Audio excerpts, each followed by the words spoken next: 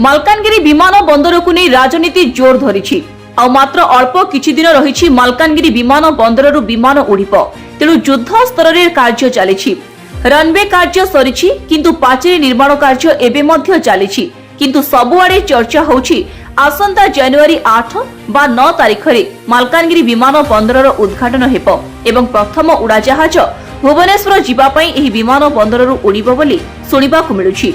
पाखापाखि 54 कोटी टंका व्यୟରେ शताधिक लोकंको चाष जमी निर्माणाधीन उड़ाजहाज पड़िया कार्य जयपुर एक घरोई कंपानी करुछि। 1530 मीटर रनवे कार्य सरी जाइछि किंतु 6600 मीटर पाचेरी निर्माण कार्य एबे मध्य चलिछि। रनवेर दुई पार्श्वरे माटी समतल करबा निमंते 15 कोटी टंका व्ययबराद करा जाइछि। यहा व्यतीत टर्मिनाल बिल्डिंग अतिथि गृह भितिरिया रास्ता आदि निर्माण कार्य जारी रहिछि। सबु कार्य शीघ्र सरेबा पई पूर्त विभाग उद्यम चलैछंती किंतु विस्थापित होइथिबा गां लोकमानंकु थैथान करा जाय नाही एवं सेमानंकु जमीर उचित मूल्य देई नाहंती सरकार। तेबे केबे उड़िबो उड़ाजहाज केते सीट विशिष्ट उड़िबो भड़ा केते रहिबो एवं उद्घाटन हेला परे जयपुर भली दीर्घ समय पई उड़ाजहाज उड़िबा बंद होई जिवनी त एही प्रकार अनेक प्रकार प्रश्न को केंद्र करी विमान बंदर को नहीं विभिन्न राजनीति दल तरफ राजनीति एबे जोर धरिछि। तेबे आसंत सुनिबा कोन रहिछि विभिन्न राजनीति दलर नेता मानकर मत। आमे अछु वर्तमान मालकानगिरी स्वाभिमान अंचल विमान बंदर रे आपण देखि पारिबे एटा मालकानगिरी विमान बंदर रो जो ऑफिस ए मालकानगिरी स्वाभिमान अंचल रु विमान उड़िबो भुवनेश्वर हैदराबाद रायपुर एवं विशाखापट्टनम बोली चर्चा जोर धरी मात्र तत्सहित राजनीति भी बहुत जोर धरी कहीं पाखापाखि 3 ରୁ 4टा गाँव जो बासी निवासी से माने विस्थापित होती केटलीगुड़ा गाँ को छाड़ी बाकी 3टा गाँ को एबे भी थैथान करागला ना।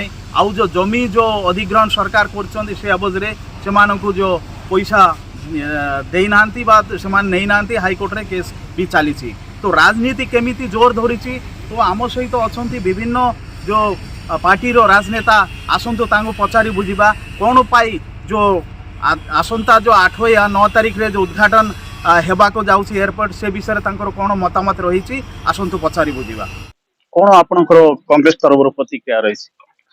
आपको सर्वप्रथम मु धन्यवाद देवी। जो मालकानगिरी एयरपोर्ट तैयारी होछि सेटा गोटे स्वागत योग्य पदक्षेप किंतु दुर्भाग्य रही जमी दीप तले अंधार एयरपोर्ट करने आगु सी गोटे गाँ थिला से गाँ को बर्तमान पर्यंत सरकार ठीक भाव में थैथान कर पारि नाहंती। पीवा पानी जल जोगाण हो कार्य जोगाण हो गमनागमन जीवा आसवा जोगाण हो एपर्यंत ठीक भाव में करा जाई पारि नाही। विगत वर्षे हम आम 10 नंबर सेपटे 3टा गाँव लोक 2 वर्ष पाखापाखि से बाट छाड़ बाट अंधार हो गले से बाट दिखला ना। बहुत बहुत प्रशासन को तागिद कला परे गोटे बाट बलई ठीक भाव में कार्य करूना। तेणु ये जो एयरपोर्ट होची कार पाई मालकानगिरी जनसाधारण पाई मालकानगिरी जनसाधारण जदि आर प्रति असुविधा भोगिबे आठु दुख कथा किछि नाही। किंतु आ गोटे प्रश्न रहिला जो मालकानगिरी अंचल गोटे गरीब अंचल चाषी अंतर्भुक्त अंचल इटी चाषरे उपकृत हुई चाषी लोक बंच जीविका बंचती किंतु जो एयरपोर्ट आमे जा सुने पाउछु 8-9 तारिख रे उद्घाटन हबो इटा 8-9 तारिख उद्घाटन हेकी रही जीवो नाही तो आ जदी रही जीवो नाही मु सरकार को निवेदन करिवि इटी केते सीट रो प्लेन देबे केबे केबे जीवा आसवा करिवे या पाई केते टंका नेबे ताको डिटेल गोटे। मालकानगिरी जिला विमान बंदररू south Odisha bureau head Govind Mandal को रिपोर्ट टाइम्स 1 ओडिया।